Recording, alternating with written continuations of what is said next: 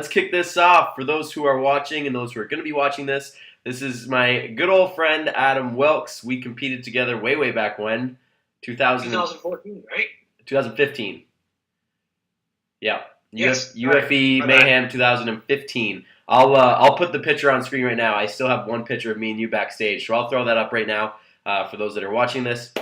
Kick it off, dude. Introduce yourself. Talk about your accomplishments. The stage is yours. All right, man. Thanks. My name is, as Leroy said, my name is Adam. I am now a UFE Pro bodybuilder. That's still the oddest thing for me to say, but it's still slowly sinking in. Yeah. Like Leroy said, I competed in 2014, and then 2015 we competed together. Yep. And So then, 2014 was your first show? Yes, 2014 was my first show with the UFE. Yep. Okay. I did a couple of Beachbody Classics before that. They're sort of an in-house fun sort of thing because you still go through the prep, but you just it's not I guess recognized as an official event. Right. Did 2014 Mayhem, loved it. Did 2015 with you Mayhem, loved it. Took my elite in 2015, so then I did Worlds in 2016. Yep. And then I've been building since then, and just did the Canada Pro Qualifier in London here just in June 2018. Took my pro card. So you took 17 off just to build? Exactly. Right. Yeah. So I decided at that point I'd done enough building cut cycling far too quickly that I needed to really take the time to put some effort and work into my physique. Mm-hmm. It certainly paid off. And that's why I'm actually holding now until 2018. Right. Because the way that the regulations work is I must compete. To hold my pro card, I must compete within 2 years of earning it. So that means I either compete now, or I'd have to compete in 2019, which would really only give me about a year. Yeah. So your kind of plan is to compete in November and then take 2019 to grow? Exactly, 2019 and most of 2020. Right. Because then I don't have to compete again until 2020 November. Oh, okay. Oh, yeah. So you almost got 2 years then. Sweet. Exactly. So I'll have at least a good, good 18 months, 19 months to build. Nice. What are you going to focus on in that time? Well, everything. You want to get huge? Well, ultimately, my back is my fastest responder. Right. So I'm really going to probably more than likely just hold it, slightly, not really, it's not going to be back focused. Right. Certainly legs for me have been responding well, so I'm going to keep hammering those away. Yep. And arms, much like yourself, I noticed even just from my stage shots that as my delts have developed really nicely from deadlifting and everything else, that my buys and tries have now fallen behind. So they're actually what I'm hammering this month. So on top of my standard bro split of push, pull, legs, I'm also adding a bicep on push days, a tricep on pull days, and then a bicep tricep on leg days. Oh, wow. You're really hitting it high volume, eh? Exactly. Is that how you like to go about, hitting a weak point, is start hammering volume more so than load? Funny enough, actually, just since even this entire cut started, I've been ramping volume all the way through. So month to month to month, my numbers have been going up, and up. Being a smaller guy, I think I respond to it really well. Nice. I've just noticed that I don't feel the fatigue, and I'm seeing those changes happening. So for me, it's a volume game. Sweet. Okay, let's start with so go through kind of your training, like your competition history. Like, what have you placed? How have you done through your years of competing? Okay, well, the Beachbody stuff is. I never did very well, just because much like elite competitions for the UFE, there's no weight class; it's a physique, and physique's not my thing. I'm not a pretty boy, right? Yeah. I'm not the face of of anybody's product, right? I'm not young, 43 years old. Yep. So that part of it aside. For the UFE, my first competition, I placed dead last. Oh, wow. Well, I mean, there were four of us on stage, and the other three guys were bigger than me. Yep. I was very, very lean. I was certainly the most conditioned. Yep. But I was stringy. My prep really was overkill. I mean, it was, Stairmaster, fasted in the morning for an hour, lifting, and then Stairmaster in the evening for an hour. I was on 1,400 calories, and it was just, it was just, I came in, don't get me wrong, I was peeled, but I was stringy. Yeah. And, it didn't work, and my posing wasn't good. It wasn't, it just, you learn all those things, right, as you go along. Oh, yeah, trial and error for sure. Yeah. Second one, I came in second. Much similar prep, but a little bit less. I didn't go as deep, I don't think. Right. In terms of, just the amount of cardio. Mm-hmm. And then when I got into Worlds, I think I came second to last. But again, like I said, with Worlds, I'm a lightweight. I think I weighed in about 123 pounds. Oh. The guy who took first was 178. Big pounds, size difference. 188 pounds, I think. Anyway, former power lifter I think he has a world record for squat or something. Really, squats like 700 pounds. Wow. Squat 600, dead 700 something, and bench is like 450. Just awesome, a monster. Dude, phenomenal guy to compete against. And I was standing next to him. Yeah. And one of the nicest guys I've ever met. And but I mean, his legs were easily the size of my waist. Yeah. Right? Yeah. Like, he was huge. So you're up against, heavy. I think there was 3 heavyweights, 1 light heavy, and then 2 lightweights. Yep. Yeah. So. Yeah. So you're the small guy. Yeah, they're big guys, and natural organizations still want to be able to promote that you can get big in being natural. So I mean, size is always going to outweigh. Size is always going to matter more, even in these types of events, right? Yeah, for sure. And then this last one, I was the only bodybuilder.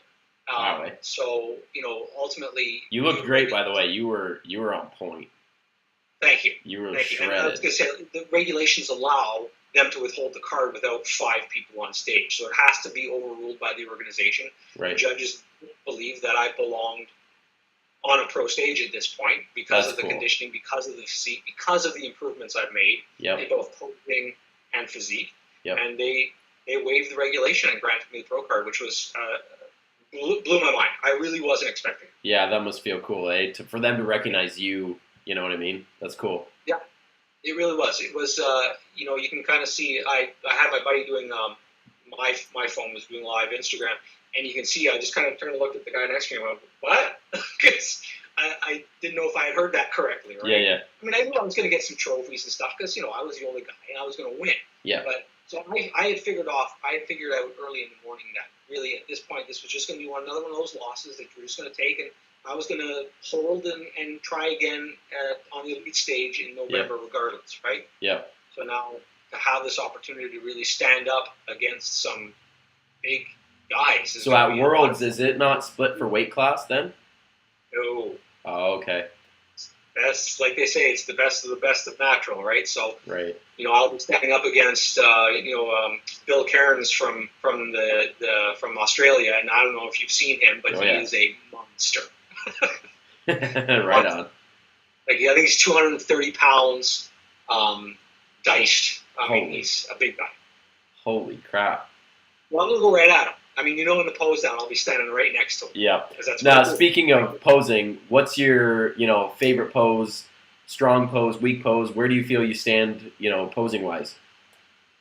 Certainly my fronts are not great because, my front double biceps are probably my weakest, and that's just because of bicep size, bicep length. Me too. And the triceps, for me, get very flat very quick. So certainly I'm going to try to push a lot more carbs this time. But for me, I think, honestly, now it's my legs. So my most muscular that you have as my Facebook thing now, my winning moment, my most muscular, I think, really can give off the impression of looking a lot larger than I am. Right. My rear lat spread, my rear double bi. Yeah, because your back's, as you said, your back's your strong point, which if people look you up on Instagram and stuff, they'll be able to find that pretty quickly, that your back is, you're very wide, right? Which, as you said, if you're only 123 pounds, but you look like you're, 160 because of your back, then frig, take it. Yeah, and that really for me, that's when they say sometimes that the show is won and lost from the back. For me, that's really been something that I've really put into, and I've really worked my hamstrings a lot more to really get them a lot leaner, a lot thicker, and just really been working the legs and really been working the back. Nice. Okay, let's get into what got you into competing. Were you always into training? Were you always in the gym? Dive into that a little bit. No, truly not. Actually, oddly enough, I mean, I was always active, right? I mean, I played baseball, soccer, hockey. I skied growing up. I mean, we were always on the bikes when we were younger, skateboarding, all that stuff. I was always active. Yep. Got to college got to college. I'm from Quebec, so we went to college before university. And you had to take some sports. So I did some volleyball, and there was a weightlifting program available. Cool.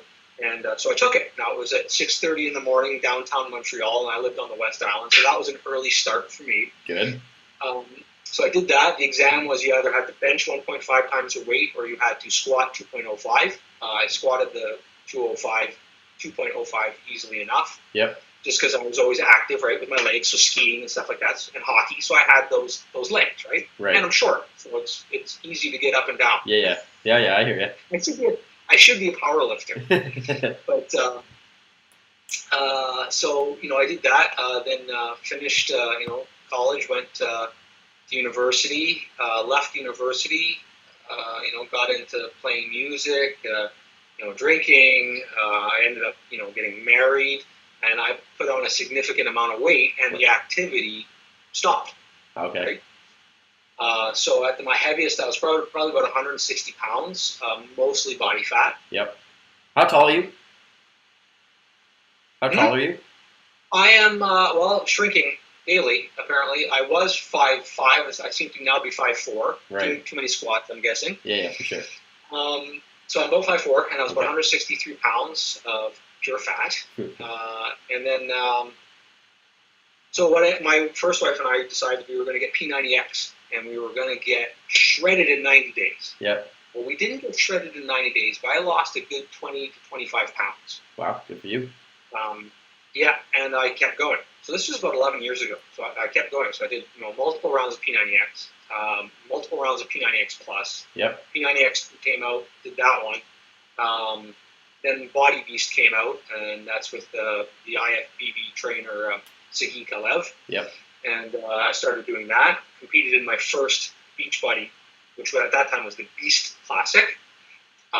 Really got addicted to being back on stage doing something because, I was always playing music, so I'm comfortable in front of an audience. Yep. So did that in 2013 was my first one. Hired him personally to help me get my body working properly and get better at doing what I was doing. Wow, that's cool.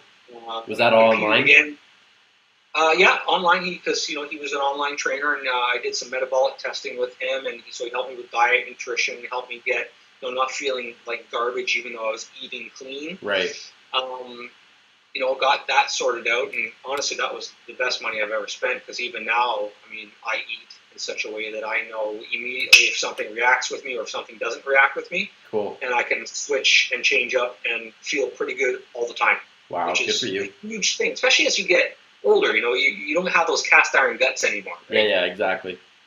Yeah. So 2014, I did another classic, and then I met my buddy Scott Toussignan, another online trainer, and he's actually near me, so we get to work out sometimes together. Nice. So I started working with him, and he says, if you really want to compete, you should really try the UFE. It's a great organization. It's natural. You're really up against natural, athletics and other natural athletes. So I said, all right, sure, I'll try it.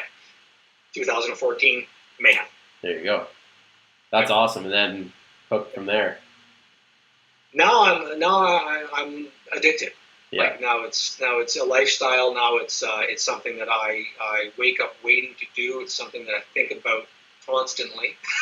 Right on. He's got the bug. That's cool. Okay, let's talk about diet a little bit. And you just mentioned there that your diet may be a little bit different than some because I follow you, so I see you post your little desserts and stuff like that, which look good every single time. Now, do you follow like an if it fits your macros, flexible dieting approach? Like, how do you do it? Yes, to a degree, except I don't worry about macros so much. Don't get me wrong. I mean, I like to make sure that I get my protein in. Yep. But there are days where it's a little bit lower, depending on, again, how much dessert I have. So I'm more of a if it fits your calorie.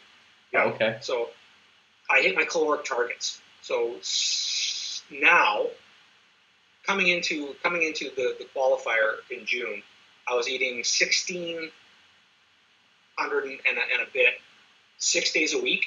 Okay. 1 day a week, I was hitting a maintenance load of 2,000 calories. Wow. What made those up? I didn't really care, as long as I hit my caloric targets. Now, granted, I did eat the same things every day, just because, when you're dieting, it's just easier to keep things simple. Yeah, right? For sure. There's no second guessing. There's no errors. There's no what am I going to do now? Yeah. But what I did do is Fridays, ahead of leg days, if I decided, depending on what I was going to have, I usually had a good indication, a day or two before what I was thinking about having. Yeah. I may adjust some calories on Fridays to make room for bigger things, or if I was having a dinner out with the family or whatever, I would make sure that I had more money in the bank per se. Yep, right? That makes sense. But I would still hit that 2,000 calorie mark every single Friday. Okay, and now, did you track like in MyFitnessPal or something to make sure you hit that 2,000? Yeah. Yeah, I did. I did. And I used barcodes most of the time, and then I would verify against the labels, because sometimes they're wrong. Yep. So sometimes there's a little math involved, but ultimately, I just I weighed and measured everything, as I still do now. Yep. And just make sure that I was hitting those numbers, within reason. Yeah. Because as you know, the government allows a certain error percentage in nutritional labeling, right? Yeah. It's something like 20 to 25%. That's crazy, eh? You do your best. Ultimately, I was weighing myself as much as I could every day. Right. In the morning, voided. And I was tracking, and I was just making sure that, over the week, I was dropping about a pound. And I was, on average, I was dropping about a pound. How long were your preps usually? Now, this one, I did 25 weeks. So I went from January 1st all the way to June. Holy. What were your starting calories to your finish? Same all the way through. What? Never changed. Never changed them.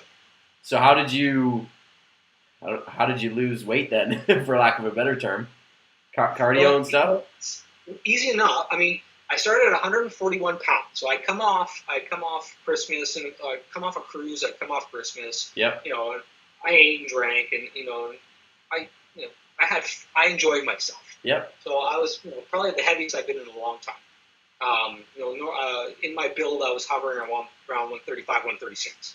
Okay. So I whacked on a good 5 pounds on top of it. Right. Well, I multiplied that by 12, and that gave me about 16 and change. Right, 1650. So I just kind of tried to hit between 1600 and 1650. So my calories, first couple you're weeks, talking, right? Yeah. So my first week, I dropped 2 pounds. Right. Yep. Food volume, water, all that. The usual. Yep. And I subsequently lost, on average, about a pound a week. Sometimes a little bit more, sometimes a little bit less. Now, obviously, near the end, it shortened. Yep. Right. So I'd get half a pound, 3/4 of a pound. Yeah. 1/4 of a pound. But see, and I could have very easily decided, I'm going to reduce my calories and get deeper. Yep. But that's going to get tricky, because now I could start getting into some muscle. Yeah. I don't really want to do that. And so all along, I was also watching conditioning. What's happening? Are legs becoming vascular? Yes, they were. So I was like, I'm still losing fat here. Yeah. But there's just not much left to go. That's why there's very little coming off. Yeah. Like, I was peeled 9 weeks out. Right. Really. Like, I mean, most people are like, what are you doing? You're done. I'm like, no, I'm not done, because my legs aren't done yet. So, like, my upper body was peeled 9 weeks out. Wow. My legs really didn't come in until about 3 days beforehand. Talk about timing, right? Right, exactly. And and honestly, had they not, I wouldn't have been disappointed, because, again, I didn't suffer. Yeah. The cut was slow. Lane Norton always says, you should be 25 to 30 weeks minimum. Yeah. Right? Like, really. I mean, he says the longer you go, the better, because when you think you're ready, you really have another 10 pounds to lose. Yeah. Right? So I just kept going. Right. Hey, if it works for you, right? Now, is that the approach you always take?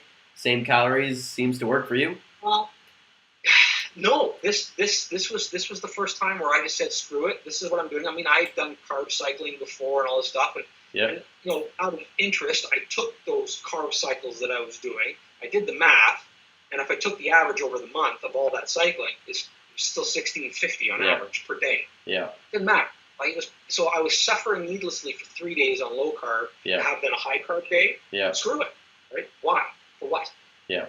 Because deficits typically we look at over a week anyway, not per day. Yeah. Right? You can borrow a little here and add it there, and it's all the same. Right? So why suffer 4 days out of 7? Yeah. Put yourself through pain for no reason. Weight. Right? Exactly. That's cool. I've never heard of that. Someone been able to just kind of cruise down on the same calories. I mean, for me, like my last prep, I was at 3,000 and I finished at 14. So like, oh my god. Oh yeah, dude. That's deep. Oh yeah, and like you said earlier, it was the Stairmaster and the training and the cardio again. Like it was rough, but hey, luckily how long for you. Was your cut? See, I don't go that long. Like, I think it was like 16, maybe 14 or 16. So, I mean, if we had more time, then we could probably get away with it. But, yeah, I mean, everybody's different, right? So, if it works for you, exactly. Yeah, try a longer one. Honestly, don't get me wrong. I mean, after, you're sitting and you look at you look at the calendar and you're like, oh my God, it's been like 4 months I've been doing this. But you're kind of like, but I haven't really suffered. So, all right, so you keep going. Yeah. Try a long one. That's the thing, right? Like, if you feel fine, then you don't notice it, right? Like you're just eating this much food and doing this workout, right? It's not like I'm dying for prep. Yeah. And I know I did no fasted cardio. So this 6 months I did no fasted cardio whatsoever. I did all my cardio was low impact steady state, 30 minutes only after. Sometimes I walked outside, sometimes I just walked on a treadmill or I rode a bike. And I mean, I wasn't HIIT, I wasn't killing myself. I just, I rode a good 8 miles. Wow. Kept the RPM at about 90 or so. I wasn't dying. I was sweating, but I mean, I wasn't dying. And if I walked, I just walked around the block for half an hour until I'd done a half an hour walking. That's insane. You had a mate in the shade, dude. Well, that's what. That's what I mean. Like, it's, having read and followed all these guys and just realizing that, I don't think it's got to be that extreme. Yeah. Right? It just took more time to do it. I think too, people kind of glorify the death of it. You know what I mean? Yeah. Like, I think it's cool to tell everybody that you're like, oh, I'm suffering so bad, but it's gonna be worth it. Where you're like, I feel fine. Yeah. Well, by the time this is all said and done, because I'm back in the deficit now. So now I'm still eating the 1600 to 1650 per day. Yep. 6 days a week, but instead of a 2,000 calorie day, I'm just going balls to the wall in one meal on a Friday night now because I'm trying to just hold for about 10 weeks. Yeah. Now, so far, I've been doing quite a good job at that. I bumped up. So my lowest weight was actually show day. So even though I was loading in, so I'm going to load in longer this time. But anyway, so even though I was loading in to show day, I came in at my lowest weight on show day morning. Where were you? I was at 118.2. 118 pounds. My God. Yeah. Okay. So even though I had hit maintenance for the entire week, I was still losing weight. Okay? Jesus. So what I've been doing now is I've been having this massive, honestly, at this point, not having a maintenance day, I'm having actually a full-on refeed. Yeah. So I'm trying to hit maintenance for the week by having one large meal. Plus, it's keeping me in the diet mindset because I'm going to have to get back into one. So my weight jumps up to about, 123 with food volume. I'm like pregnant by the time I'm done eating. Right. But this morning I got on the scale, I'm 120 pounds. Tomorrow I'll probably be about 119.5, and by Friday I'll be back down to about, 1 low 19. And I'm good staying there. I don't want to be stage shredded for another 10 weeks. 20 weeks or 18 weeks, right? Because that's just going to be, it's going to be hard on my hormones. But, so 119, 120 I'm good with. Wow. So I'm going to hold for 10, or it's now 8. Yeah. I'm going to cut for another 8. So I'm going to get deeper than 118 because I think I've got to this time. Wow. I want the legs to be extra vascular. And then I'm going to load for about 2 weeks. So I'm really going to push spillage. I'm really going to attempt, because honestly, this is an experiment. I know there's not a chance in hell I'll beat Bill Carnes. Yeah. So this is really going to be an experiment just to see how far I can push the carbs for 2 weeks before I start to spill over. That's it's cool. really going to be an interesting experiment for me. I look forward to seeing it. That'll be neat. Yeah, it's going to be neat. That's cool. All right, let's talk into some advice you have. So I want to split it up. Advice to new people getting into competing or getting into the gym. Even though you haven't been competing that long, you have that perspective because you've seen young guys like me kind of come into it, right? Yep. So advice for the newbies, the new competitors, and then advice for you mentioned you're 43, right? Yeah. So advice for people because I work with clients that are your age that are trying to get their bodies back, for lack of a better term. So I want some tidbits of information for them as well. Perfect. Okay. Newbies. Well, much like I said to you, do everything you possibly can. Yeah. I still remember that day. I just looked at you. I'm like, dude, what are you doing in physique? Get into bodybuilding, man. Yeah. But you know what's interesting that you just said that. Like, had you have not said that, there's a very good possibility I would have never done it. Yeah. Because I just didn't. I didn't see myself in the Speedo.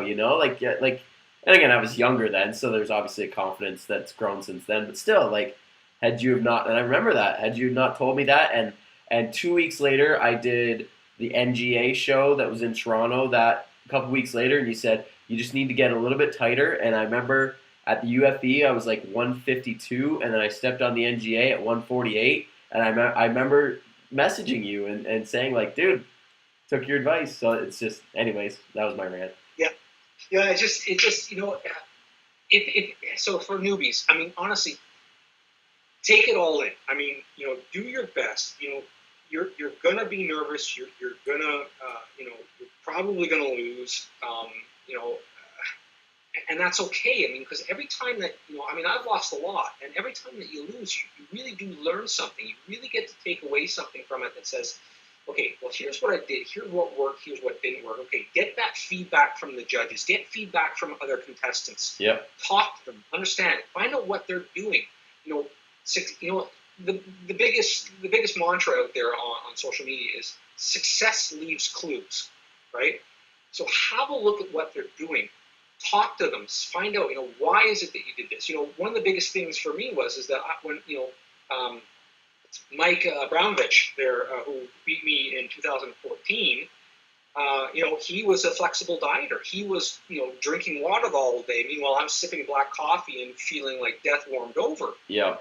So now, when I was backstage this show, and everyone's like, oh my God. Meanwhile, I just eaten 2,000 calories in cheesecake, drank 7 liters of water, and was like, what, you guys are tired? What are you talking about? And I was certainly the most peeled person there. Yeah. Right? So, talk to these guys. Talk to your fellow competitors. Find out what they're doing. Don't be afraid to lose. Don't be afraid to learn something new. We don't know everything. Shit, I don't know everything. Yeah. Right? I'm still learning. I'm reading. I'm watching. I'm talking to people. I'm finding out, what's going to work. And it's going to take time after time after time. Like I just said to you, I'm going to experiment again. So this is now on my 5th competition, my first pro stage. Yeah. I'm going to experiment again to see what happens. Right. Right. It's a long road. It's not instant. Right. It's a marathon, not a sprint.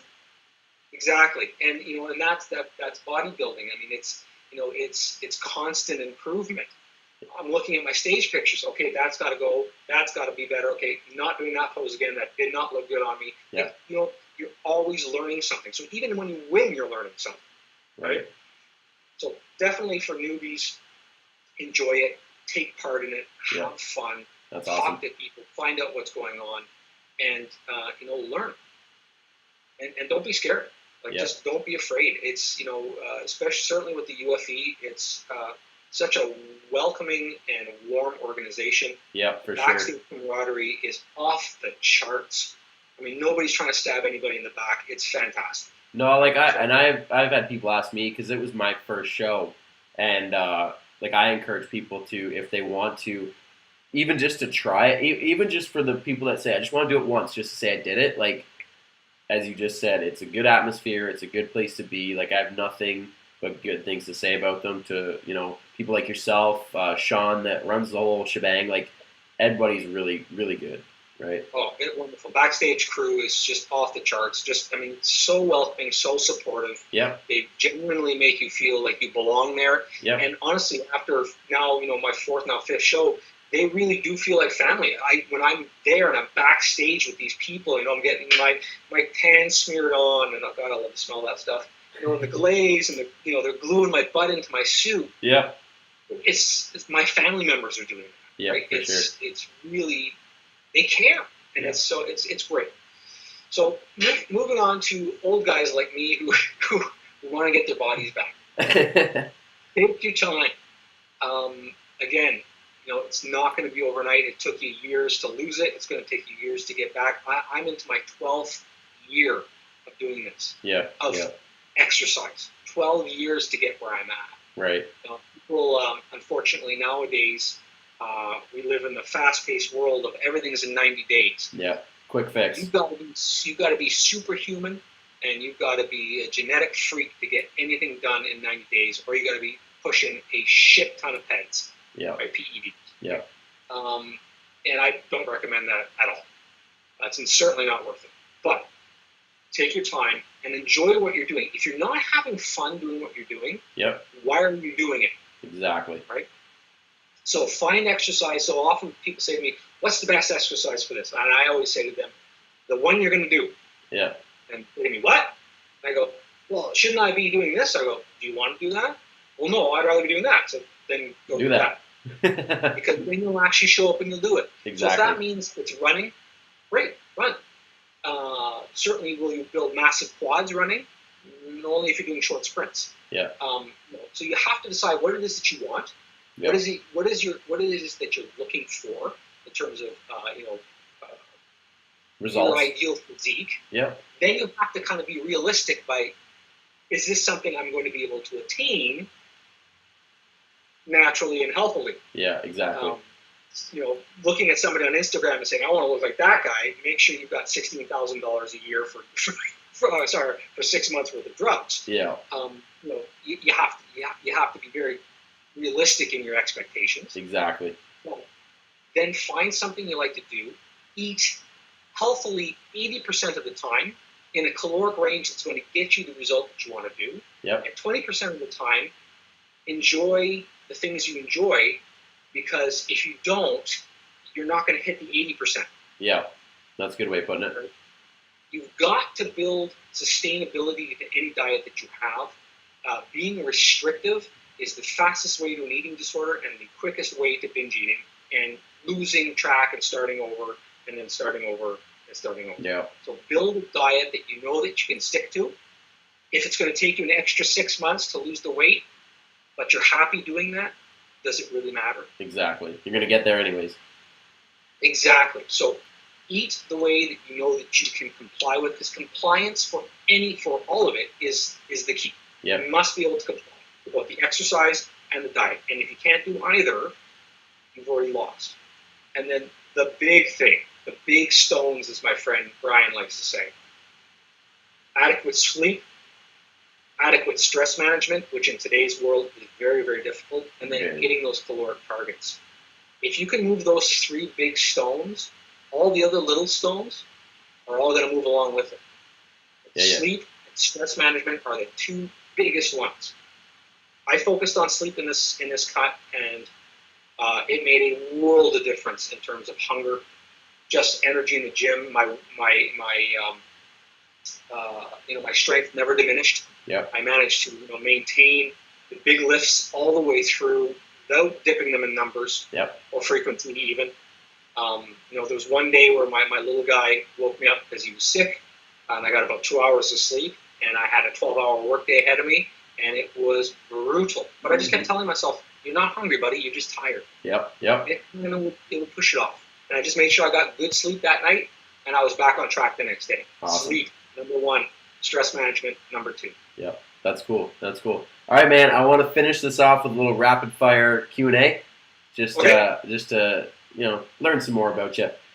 Quickly, favorite muscle group to train? Oh, I'm gonna have to go with back.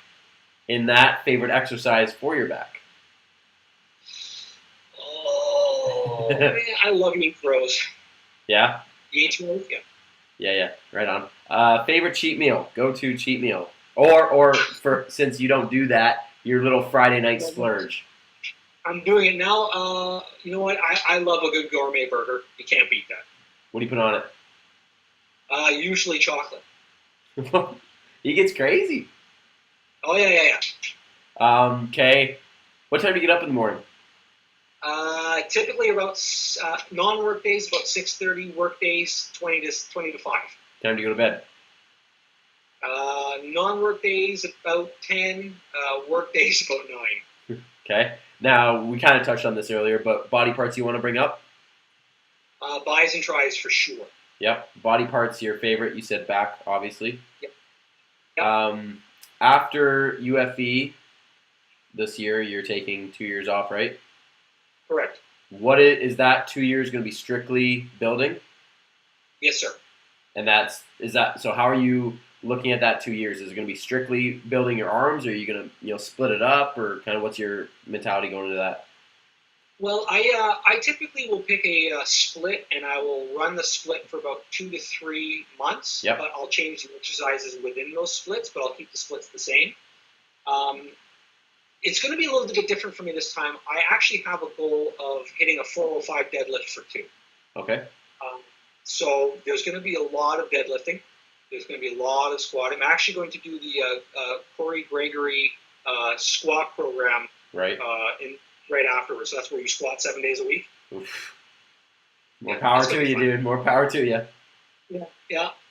So I'm throwing in a few components of different things, but ultimately, I always rotate through splits. Your typical bro splits. I like quad sets. I like doing a 4-day split, so you kind of triple tap muscles every 2 weeks. Okay. So I can rotate through those protocols. Yep. I'll pretty much keep doing that. I like to keep all the big movements in. Benching, I don't do a lot of barbell bench just because of my shoulder. I've got a little something going on there. So, but I'll always keep deads in some form, and I'll always keep squatting in some form. Nice. Just because I figure those big compound movements, it's good to stay in practice, and you can always get better at it. Yep. Certainly, if I'm going to hit a 405, I'm going to have to get better at it. I can do 315 for 2 at my height. Yep. I mean, where I was at. So I figured, 2 more 45-pound plates I should be able to get to within 2 years. Nice. And for me, that will kind of signify the end of the build. Awesome. That's a cool way to cap it off. I like that. Exactly. All right, man. Well, this has been great. It's been good we haven't talked in a long time, so this is very nice. It's been a long time, man. Yeah, this is good. Quickly, drop your Instagram. Where can people find you? Okay. You can find me at Adam Wilks, all one word, .UFE Pro. God, that's so weird. Used to be UFE Wilks, Elite. UFE Pro. Nice. Right on, man. Well, I appreciate this. We'll have to do this again sometime soon. Maybe we'll get in touch after you take on the Worlds. All right, sounds good. All right, thanks a lot, man. All right, take care, brother. Have a good night.